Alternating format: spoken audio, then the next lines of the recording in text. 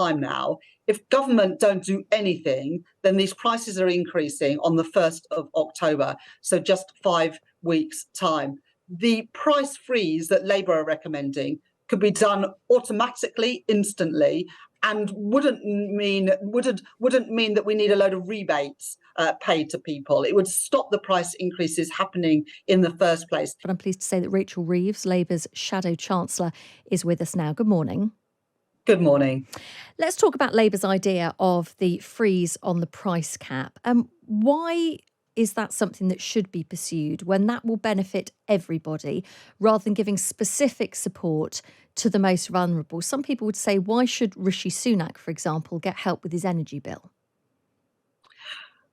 Our plan is to freeze gas and electricity bills so that nobody pays a penny more during the autumn and winter months. And that is funded through a whole range of measures, including a big extension of the windfall tax on North Sea oil and gas companies. So asking those businesses that are making profits out of the high gas and oil prices to pay more into the system.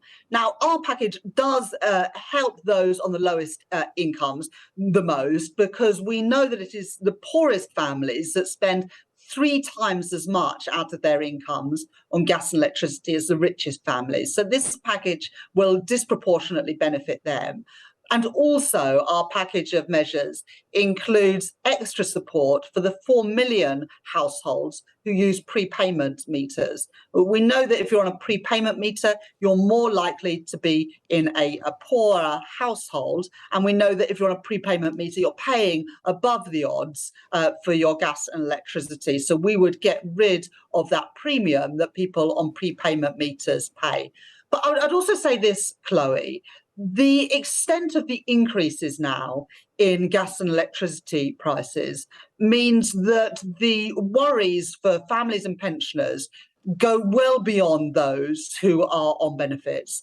I spoke to Leeds Money Buddies, a charity in my constituency, earlier this week, and they tell me that people are coming forward for advice and support who have never had financial difficulties before. But the extent of these increases in gas and electricity prices is devastating, which is why you need a bigger and a bolder package of support that goes beyond just targeted help at the very poorest. It is a worrying time for many people, but let's pick up on that point of the targeted help, because Torsten Bell at the Resolution Foundation says opposition parties want to freeze all bills at current levels. This will cost £36 billion this winter, £64 billion next year. It gets at the core of the problem, but it's expensive because of no targeting. The richest fifth gain more from this policy in 6 months than from scrapping the national insurance rise over a year. So this is benefiting richer people. So I don't think the Resolution Foundation analysis includes the package of support for people on prepayment meters, for example, which we know is targeted those at the lowest incomes. One of the other advantages of the package that I've set out and that Keir Starmer has set out is that it is very simple to deliver. We haven't got very much time now. If government don't do anything, then these prices are increasing on the 1st of October, so just 5 weeks' time. The price freeze that Labour are recommending could be done automatically, instantly, and wouldn't mean that we need a load of rebates paid to people. It would stop the price increases happening in the first place.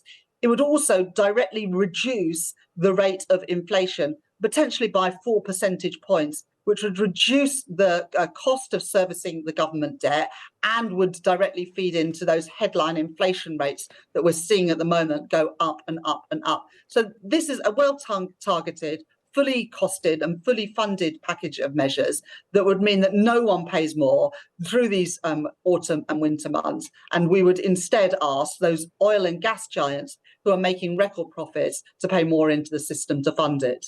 Let's have a listen for a moment, if we can, to the Ofgem boss, Jonathan Brearley, who's been speaking about the news this morning. For many, many people, this will be devastating news this morning. But let me explain what's happening in the market and what's driving the changes that we're seeing.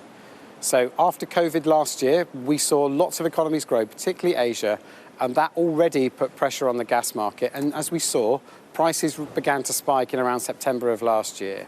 Now this year, over and above that, we have seen a slow and deliberate cut-off of gas by Russia to the European market, and that has made prices spike much, much further. When I look at the prices for winter now for buying the gas, they are 15 times what they normally are. Now, if that were to happen in petrol, that would mean it would cost us £400 to £500 to fill our car. So ultimately, the cost of energy is changing dramatically, and that's why the price cap needs to change, and that's why we are announcing the incredibly difficult news that it's going up to £3,549 today.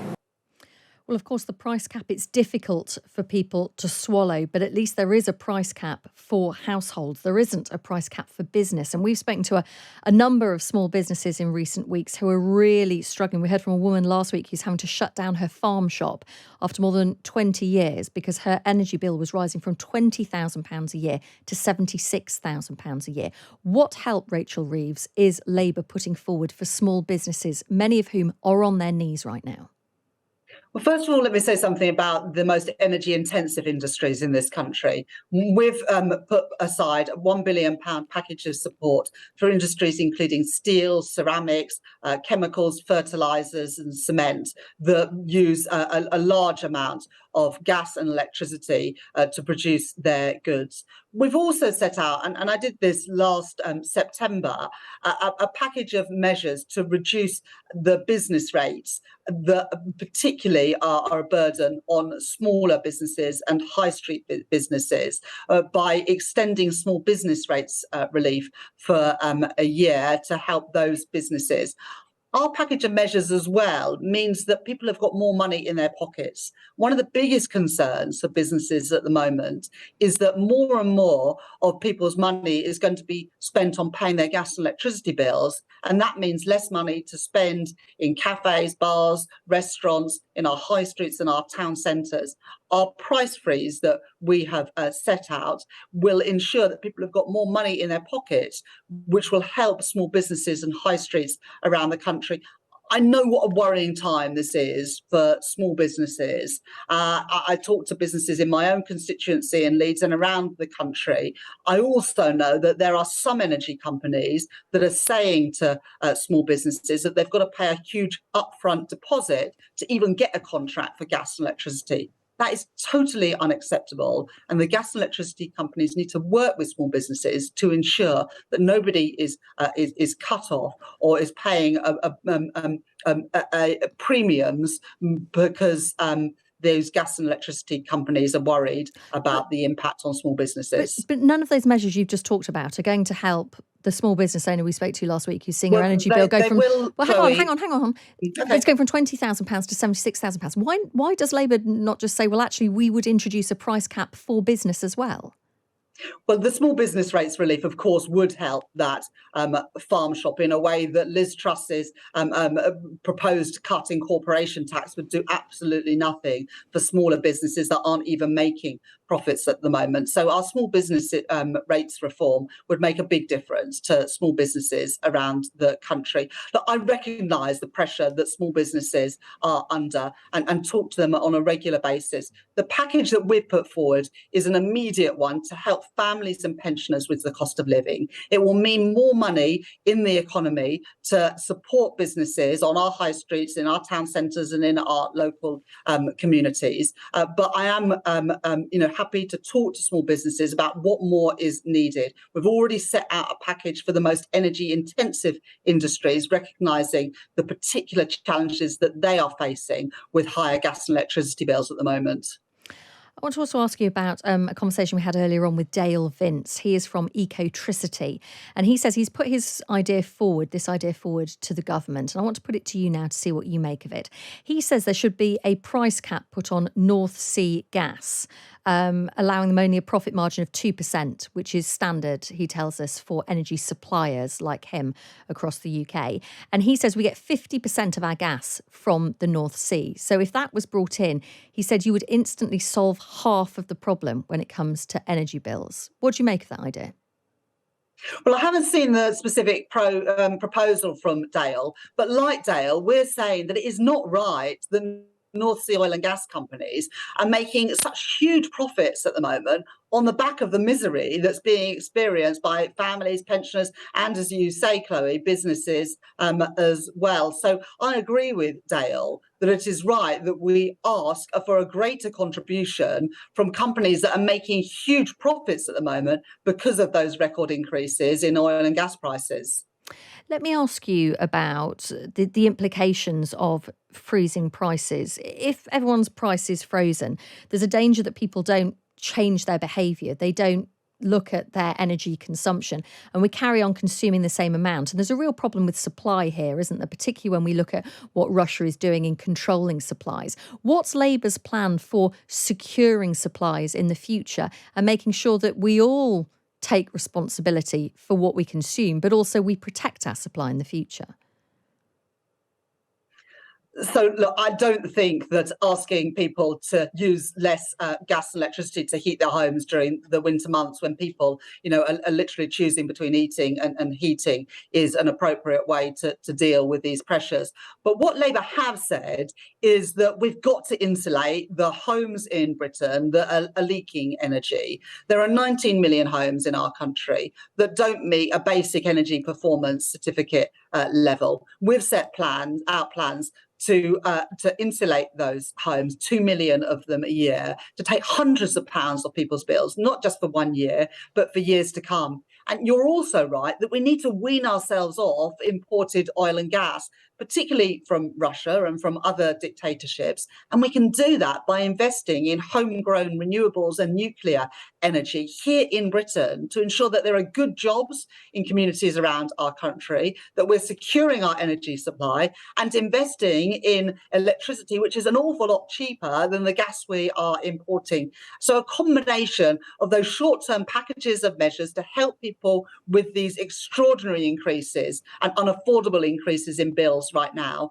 and then the reforms that are needed to insulate homes and to invest in homegrown renewables so that we are not at the mercy of Vladimir Putin and other dictators. Should we axe the price cap altogether? Because, of course, it was brought in originally to protect people who didn't regularly switch their energy supplier, to make sure they weren't paying more.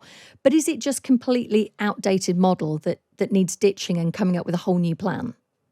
If we didn't have a price cap, there's a risk that prices would be even greater than the £3,549. So it's good we've got a price cap, but clearly the energy markets are not functioning properly today. We are over-reliant on imported oil and gas. We've got too many homes that don't meet basic energy efficiency levels. And we've got too many families and pensioners in our country who are just not able to afford these extortionate bills now. So reform is needed, and we also need to do more to ensure our energy security as we go on that path to net zero in a way that keeps bills down for people who just frankly can't afford what is coming down the line.